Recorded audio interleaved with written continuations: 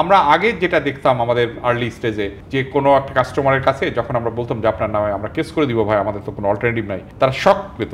এখন যখন বলি যে বিশ্বাস করেন যে আমরা যখন বলি যে আমরা কেস করে দিব, তা খুশি হয়, বলে কেস করে দেন, কেস করে দেন, কেস করে দেন ভাই, আর কথাবার্তার দরকার নেই, আপনি আর আমাকে ডিস্টার্ব করেন না, আপনি আমাকে টেলিফোন কেস করে দেন। মানে রাদার দেন আমি দেখি যে সে কেস করে দিলে he is happy, he is happy, he will get some more time. আমাদের এই রুলস লিগালের যে সমস্ত রুলসগুলো আছে এটা অনেক আগের।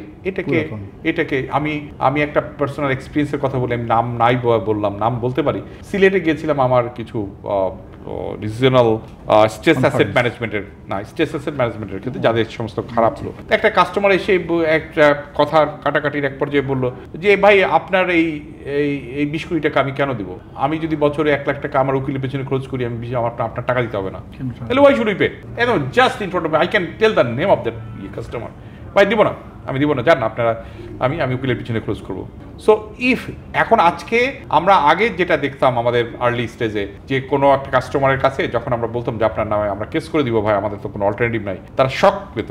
এখন যখন বলি যে বিশ্বাস করেন যে আমরা যখন বলি যে আমরা কেস করে দিব, তা খুশি হয়, বলে কেস করে দেন, কেস করে দেন, কেস করে দেন ভাই, আর কথাবার্তার দরকার নেই, আপনি আর আমাকে ডিস্টার্ব করেন না, আপনি আমাকে টেলিফোন কেস করে দেন। মানে রাদার দেন আমি দেখি যে সে কেস করে দিলে he is happy, he is happy, he will get some more time, rather than আমাদের অফিসাররা ডেইলি তার বাসায় যাচ্ছে।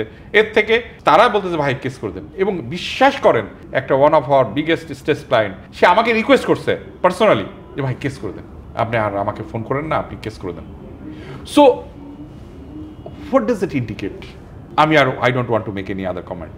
ওকে, তো এইটা যদি হয়, আমি বলছি না যে এই জিনিসটা আমরা যে এখন রিয়েলাইজ করেছি, সুতরাং উই নিড টু মানে act some the reforms in our legal system, অথবা ব্যাংকের এইগুলোকে আরও কী করে এক্সপ্রাইট করা যায়, আরও কীভাবে স্ট্রেংথ করা যায়, এটাকে প্রভাবমুক্ত করা যায়, এই ব্যাপারে আমাদেরকে, আমার মনে হয় যে আবার নতুন করে আমাদেরকে কিছু এখানে কি সোশ্যাল কমিটমেন্ট, যেটা সোশ্যাল একটা ক্যাম্পেইন বা আইনের পাশাপাশি যদি রাষ্ট্রীয় কোনো না, সোশ্যাল ক্যাম্পেইন মিন্স হচ্ছে আপনি এইটা বোধহয় বলতে চাচ্ছেন যে তাদেরকে সোশ্যালি বয়কট করা যায়, একটা তাদেরকে উপরে বয়কট করা যায়, যে তাদের ছেলেমেয়েরা ভর্তি হতে পারবে না, বা এই ধরনের কোনো একটা বাইরের দেশে আপনাদের অনেক অভিজ্ঞতা, বাইরে এটা কিভাবে ফেস করে, যেমন চায়নায় এক সময় হিউজ ক্লাসিফাইড লোন ছিল, তারা তো ওখান থেকে বেরিয়ে আসছে।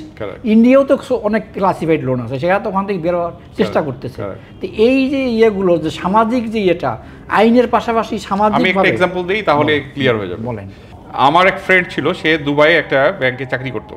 তো সে যখন অনেক বছর চাকরি করছে, চাকরি করার পরে যখন চলে এসছে, তখন দুবাইয়ের অনেকগুলো ক্রেডিট কার্ড থেকে সে ডিফল্ট করে এসে চলে আসছে, হি নট গো ব্যাক। এরপরে সে তার ক্রেডিট কার্ডে অনেক ডিফল্ট করে সে চলে আসছে দেশে, সব গুটিপাটি করে। এরপরে কোনো এক সময় সে দুবাই ট্রানজিট নিয়ে সে যাচ্ছে, ইউএসএ যাচ্ছে, তাকে কিন্তু দুবাই এয়ারপোর্টে আটকে দিয়েছে। তাদের automation system is so high, তার নামটা যখন দিয়েছে, দেখেন কোথা থেকে কানেক্টিভিটি কোথায় করেছে, ট্রানজিটে যখন নেমে আবার করতে গেছে, তখন তার সিস্টেম আটকে দিয়েছে এবং হি হ্যাজ বিন কট, এবং তাকে ধরে ভিতরে নিয়ে গেছে, এবং ultimately he has to pay the whole amount.